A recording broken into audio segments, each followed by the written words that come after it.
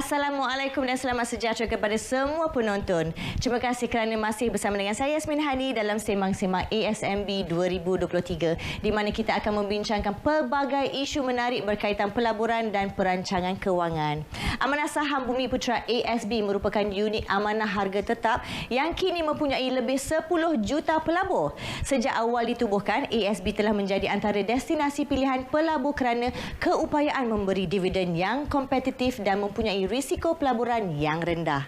Bagaimanapun, sejak beberapa tahun lalu, keupayaan ASB memberikan dividen menjadi perhatian kerana ia didakwa rendah dan merugikan.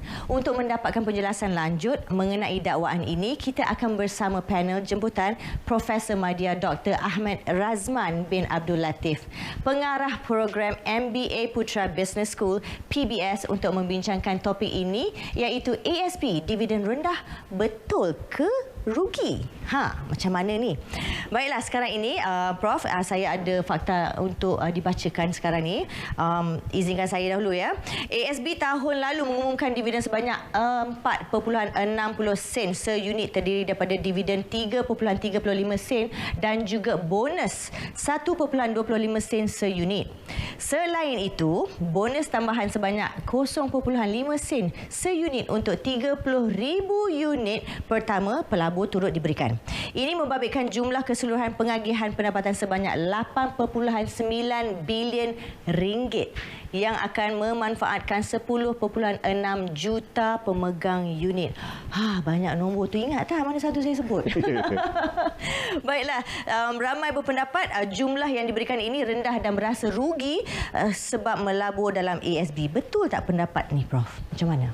Baiklah Hani, kalau kita lihat angka-angka tersebut, biasanya kalau orang kata rugi ni nombor tu negatif. Tetapi kalau kita lihat nomornya positif. Dan ada yang kata positif tetapi rendah. Jadi kalau kita nak tengok situasi sebenarnya, pertama kali saya boleh katakan tak rugi. Okey, tak rugi. Dan kalau kita lihat pula prestasi pengumuman dividen, memang dikata sejak kebelakangan ini agak rendah, tetapi kita kena tengok situasi yang berlaku 2-3 tahun lepas kita dilanda, satu dunia lah sebenarnya dilanda pandemik COVID-19. Yeah. Semua mengalami kemerosotan, kemelesetan ekonomi. Malahan indeks KLSCI pun di Bursa Malaysia mencatatkan prestasi negatif. Dan kalau kita lihat hibah tabung haji, kalau kita lihat dividen oleh KWSP, semuanya rendah.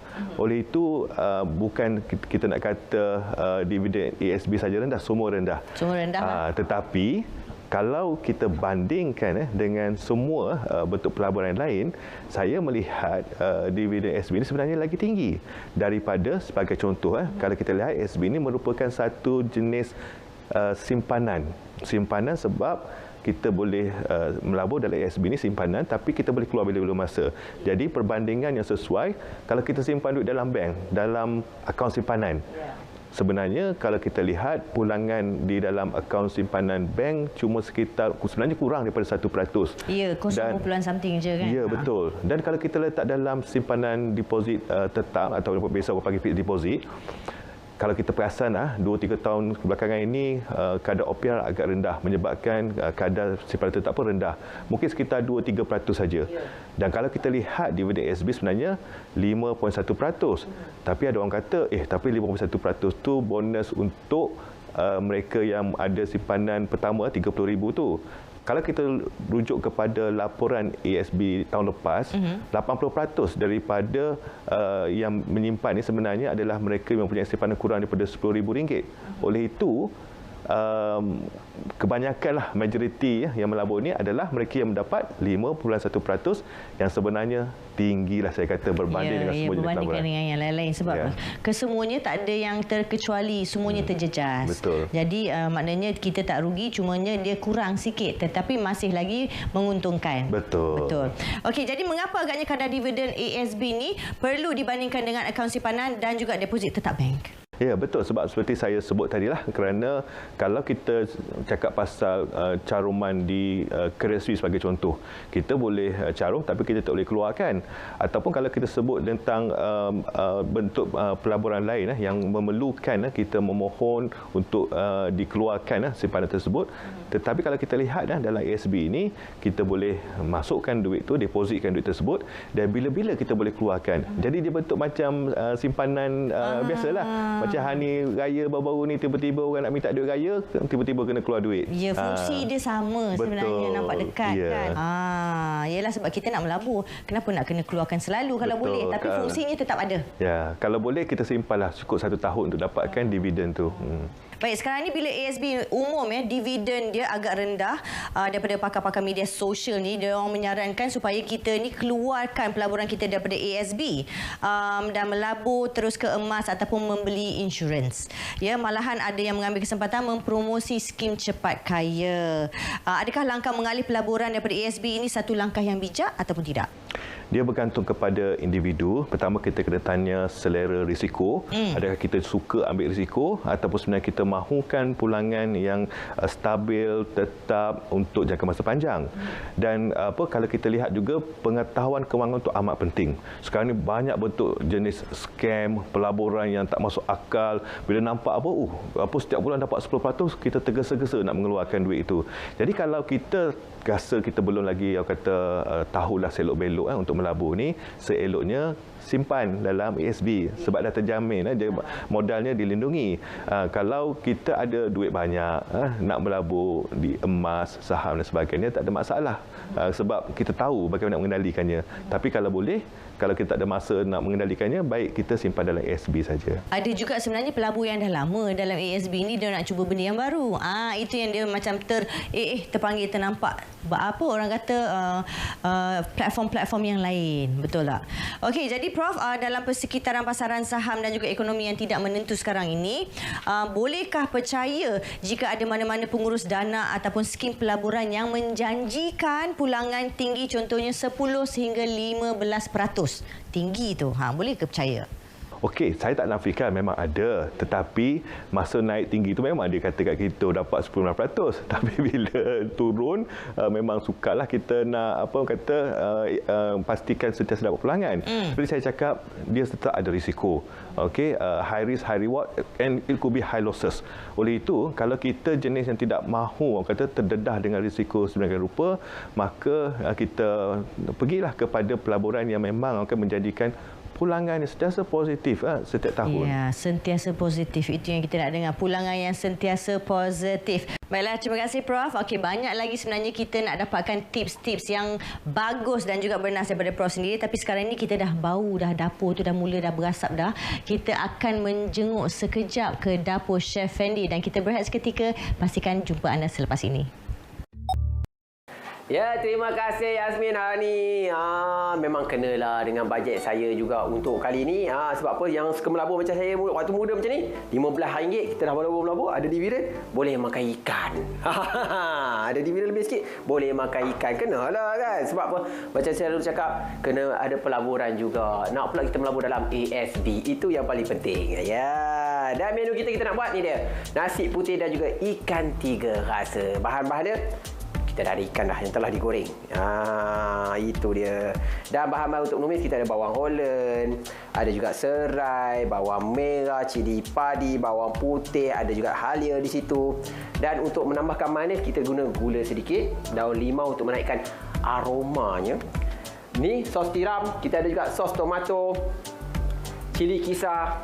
Nak rasa semasa manis lagi, kita boleh tambahkan dengan nanas di situ. Dan juga tomato yang telah diiris dadu-dadu. Tambahkan sedikit, ni dia, sos ikan untuk menaikkan lagi rasanya nanti. Dan kita boleh hiaskan dengan daun bawang dan juga daun sup. Itu je bahan-bahan dia. Bukan susah mana pun, kan? Itu yang mereka kata, saya duduk kata banyak kali dah. Masak sendiri, jimat, tak payah makan kat luar. Ada duit lebih, melabur dalam ASB. Nyalakan api, panaskan kuali. Dah macam pantun dah. Kan? Saja buau. Masukkan minyak untuk menumis bahan-bahan yang telah disediakan tu. Resipi mudah ni sebenarnya Saya selalu kongsikan dari zaman-zaman dulu lagi, daripada kita awal-awal kita mula lagi, memang kita dah kongsikan. Sebab apa? Saya nak menggalakkan kita berbelanja dengan berhemah, lepas tu simpan duit, melabur duit kita ada tu. Untung-untung kalau nanti sekarang kita makan ikan kembung, kan mana tahu dah boleh dividen banyak nanti, boleh makan ikan salmon. Baik, pastikan betul-betul panas kita punya kuali dan minyak tu. Kita masukkan bahan-bahan untuk menumis. Contohnya macam ni, kita boleh masukkan semua sekali. Tapi saya suka untuk masukkan bawang-bawang yang kasar-kasar terlebih dahulu. Sebab apa? Kalau kita masuk bawang putih nanti dia hanyut, hangus, dia pahit pula kan. Okey, bismillahirrahmanirrahim. Masukkan bawang besar terlebih dahulu. Biar gitu. Boleh kita masukkan juga, macam saya suka masukkan halia. Halia dia akan menaikkan lagi dia punya bau dia tu, aroma dia tu. Boleh kita masukkan bawang Holland, bawang putih dan juga serai. Masukkan sekali. Ini orang kata bahan asas untuk buat ikan tiga rasa. Kita tumiskan dia sekejap sampai dia betul-betul naik bau.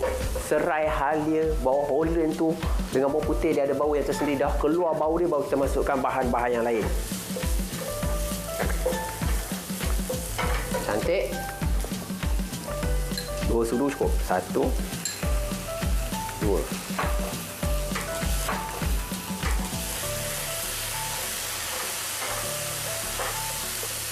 Macam saya suka masuk air terlebih dahulu. Kalau kita masuk sos-sos yang ada ni, dia akan jadi hangus. Dia akan jadi pahit. Baik, kita ambil air, masukkan terus. Terpulang kalau nak kuah banyak, boleh lebihkan air. Kalau nak dia pekat, kurangkan air. Bismillah. Dah memadai cukup. Baru kita boleh masukkan bahan-bahan yang lain. Kalau kita masukkan sos tadi tu, dia dah hangus. Dia jadi pahit. Dah tak rasa dia punya, orang kata tiga rasa tu. Dia akan jadi ikan kembung rasa pahit. Baik, masukkan sos tomato. Dia kurang dalam 3 sudu kecil ni. Sos tiram, masuk je.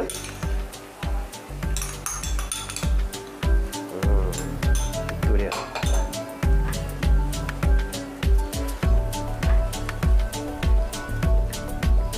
Baik.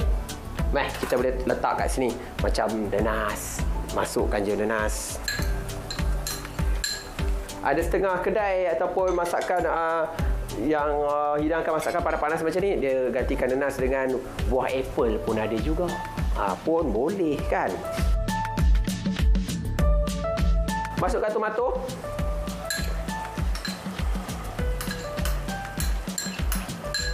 Dan kita masukkan daun limau untuk menaikkan lagi bau-baunya ataupun aroma-aroma dia tu. Jangan banyak sangat. Tak banyak-banyak nanti dia kau pahit pula. Cantik. Nak menambahkan lagi rasanya.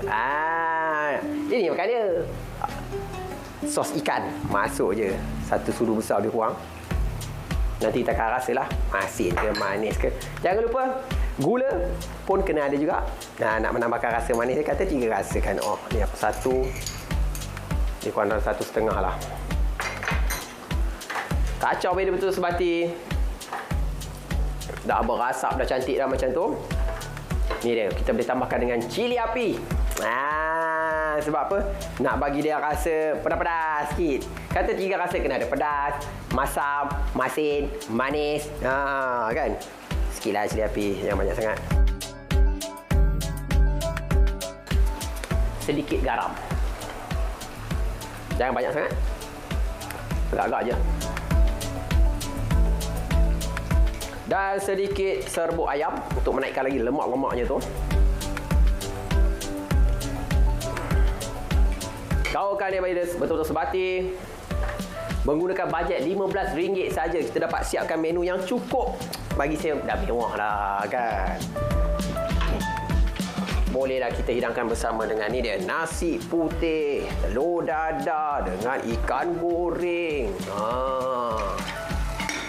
Padamkan api. Ambil ikan seko, tak di situ. Cantik.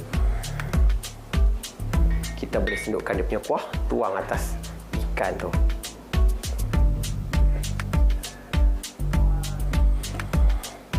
Ambil sedikit daun bawang dan juga daun sup. Lebih kurang lah. Itu dia. Dah pun siap dah. Ini dia nasi putih bersama dengan ikan kembung 3 rasa. Jimat masa, jimat kos. Duit ada lebih-lebih tu, boleh pergi melabur. RM10 pun tak apa, tak ada masalah. Kita akan kembali bersama dengan Yasmin Hani selepas ini. Jom kita.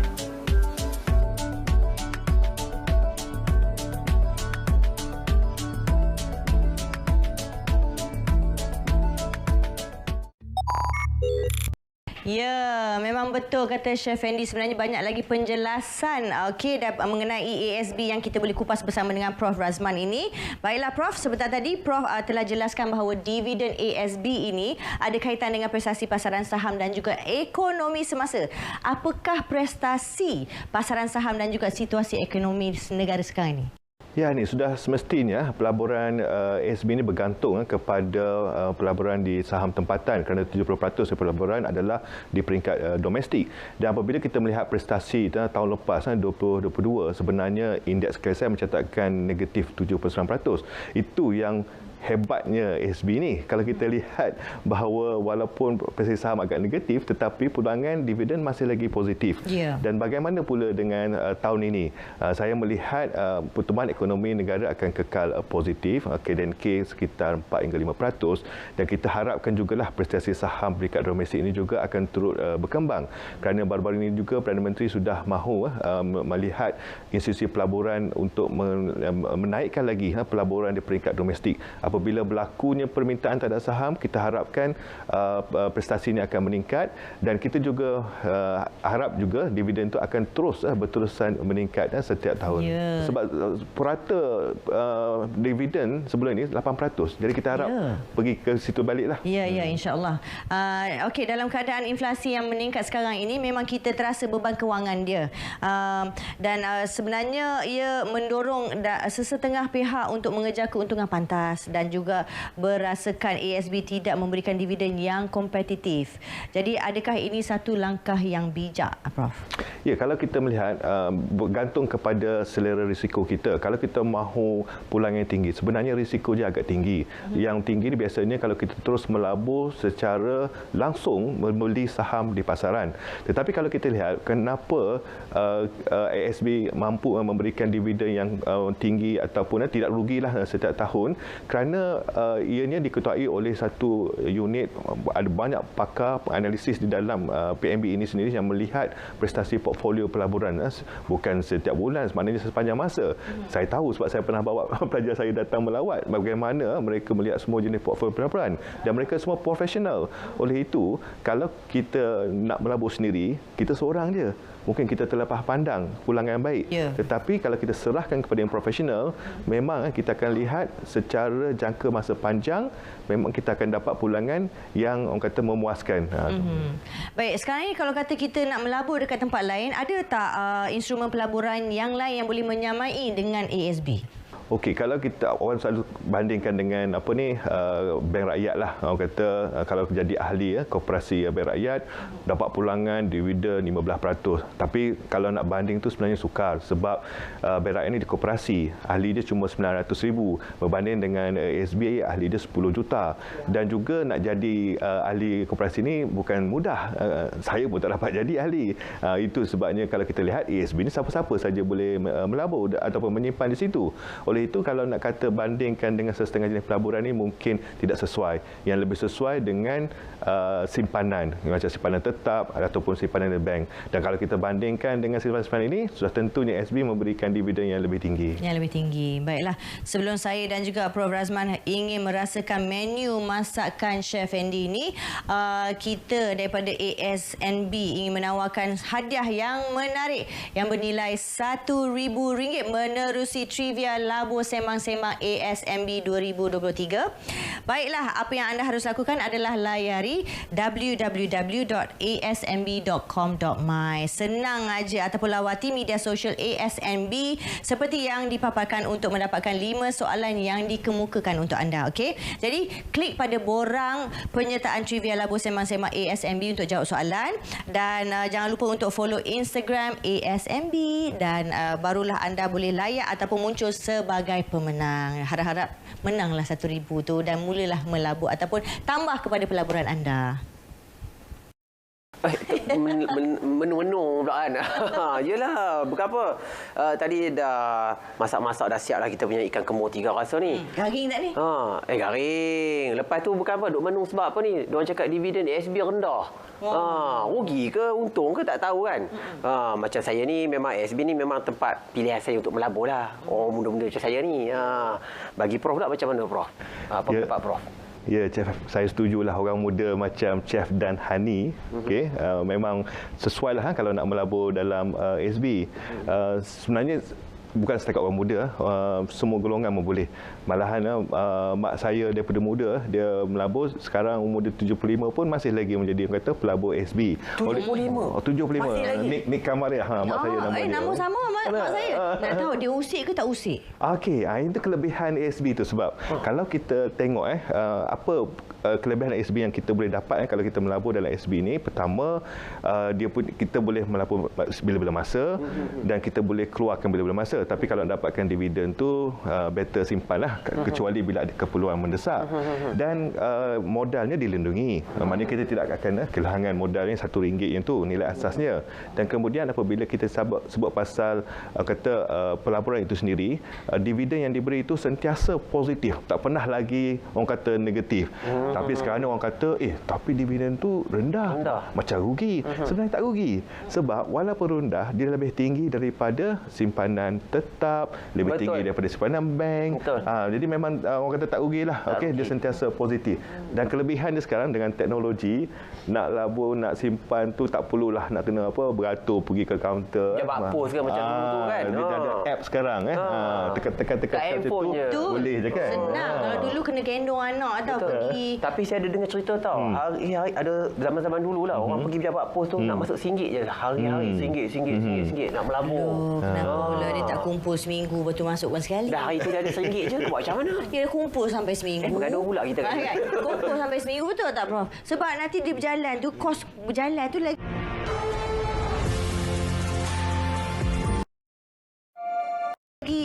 rugi zaman dulu ni. Ya, zaman dulu maka kita kena bijak. Tapi tak boleh gaduh depan makanan. Dia kena makan.